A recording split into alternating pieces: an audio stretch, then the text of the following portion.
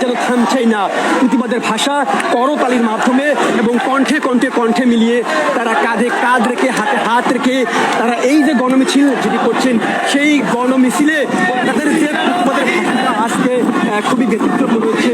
আজ সারা দেশে কিন্তু 9 দফা দাবিতে যে গণমিছিলের ডাক দিয়েছিলেন বৈষম্য বিরোধী ছাত্র আন্দোলনের সমন্বয়ক নেতৃবৃন্দরা, সেটিকে সমর্থন জানিয়ে আজকে ঢাকা বিশ্ববিদ্যালয়ের এলাকায় আপনারা দেখতে পাচ্ছেন ঠিক যেরকম ভাষা আন্দোলনের সময় আমরা যে লাল রঙের ব্যানার দেখতে পেয়েছিলাম,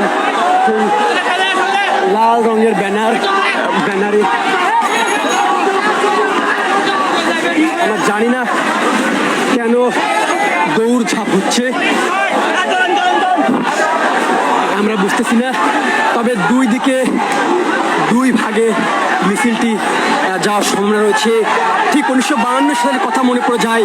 এই যে আপনারা দেখতে পাচ্ছেন যে সাদা ব্যানারের মধ্যে লাল রঙের বিস্তীর্ণভাবে যে লাল রং দিয়ে লেখা, নিচে কালো, যে এজন্য মনে হচ্ছে আরেকটি ভাষা আন্দোলনের প্রতিচ্ছবি আপনারা দেখতে পাচ্ছেন।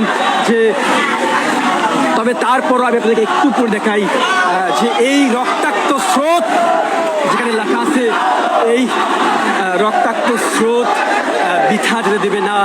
তারা শহীদদের স্মরণে, শহীদদের যারা শহীদ হয়েছেন, ছাত্র জনতা, যেটাকে ইতিহাসের এই বাংলাদেশের প্রথমবার